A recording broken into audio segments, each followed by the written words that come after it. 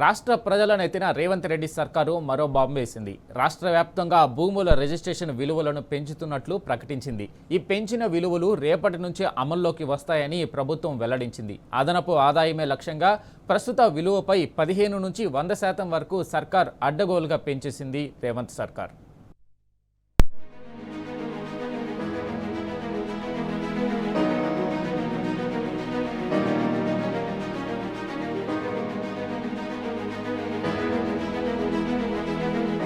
రాష్ట్ర వ్యాప్తంగా భూముల రిజిస్ట్రేషన్ విలువలను పెంచుతున్నట్లు రెవెన్యూ శాఖ మంత్రి పొంగులేటి శ్రీనివాసరెడ్డి ప్రకటించారు.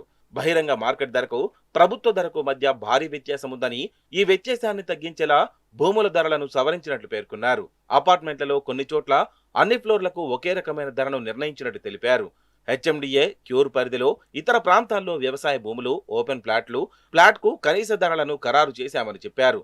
సర్కార్ నిర్ణయంతో శుక్రవారం నుంచి రాష్ట్ర వ్యాప్తంగా ముఖ్యంగా గ్రేటర్ పరిధిలో వ్యవసాయ భూములు, ఓపెన్ ప్లాట్లు, అపార్ట్మెంట్ల ప్లాట్ల రిజిస్ట్రేషన్ ధరలు భారీగా పెరగనున్నాయి. ఓఆర్ఆర్, RRR పరిధిలో ప్రస్తుత ధరలపై 100% పెరిగే అవకాశం ఉంది.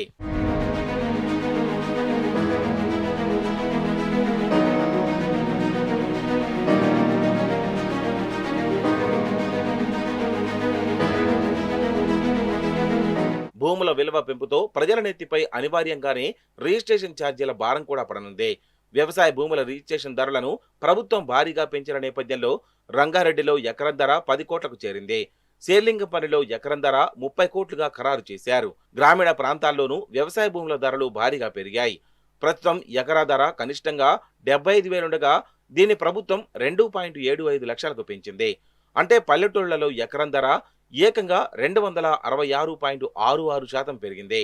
హనుమకొండలో ఎకరం ధరను 3 కోట్లుగా నిర్ణయించినట్టు తెలిసింది. ఇక క్యూర్ పరిధిలో వ్యవసాయ భూముల ధరలను కనిష్టంగా 15 లక్షలుగా నిర్ణయించినట్టు తెలిసింది. పాత హెచ్ఎండిఏ పరిధిలో ఎకరం ధరను 10 లక్షలుగా నిర్ణయించినట్టు సమాచారం. మున్సిపాలిటీలో వ్యవసాయ భూముల ధరలను ఎకరానికి కనిష్టంగా 5 లక్షలుగా నిర్ణయించినట్టు తెలిసింది.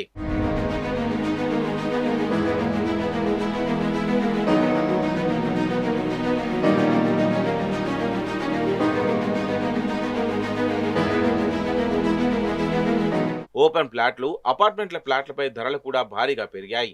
క్యూర్ పరిధిలో ఓపెన్ ప్లాట్ ధర గజానికి కనీసం 1500 ఉండగా దీన్ని 3000కు పెంచినట్టు తెలిసింది.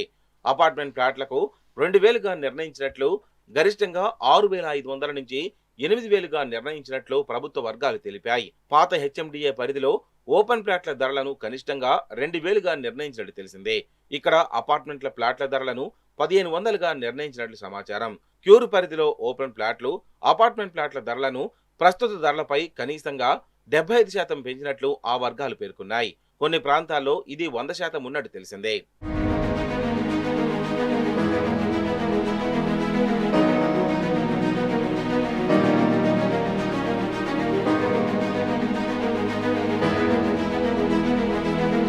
భూముల ధరలను ఎంతో శాస్త్రీయంగా పెంచినట్లు మంత్రి పొంగులేటి చేసిన వ్యాఖ్యలపై విమర్శలుస్తున్నాయి.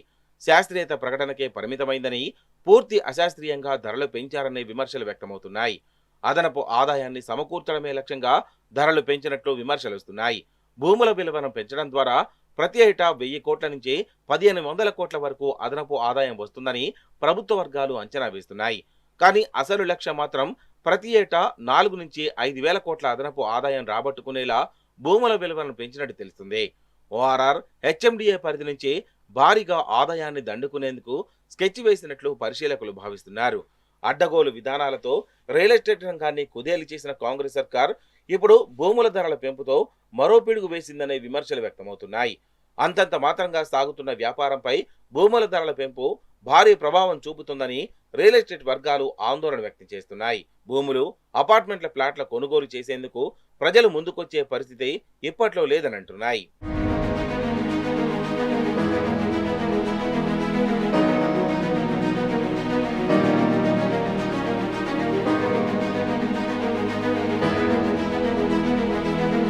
బహిరంగ మార్కెట్ ధరలకు ప్రభుత్వ ధరలకు మధ్య గల వ్యత్యాసాన్ని అంచనా వేసిన సర్కార్ భూములు, అపార్ట్మెంట్ల ప్లాట్ల ధరలను ఆయా ప్రాంతాలను బట్టి కనిష్టంగా 15%, గరిష్టంగా 100% పెంచింది. బహిరంగ మార్కెట్ ధర, ప్రభుత్వ ధర మధ్య వ్యత్యాసం 20% లోపు ఉంటే అక్కడ ధరలను పెంచలేదు.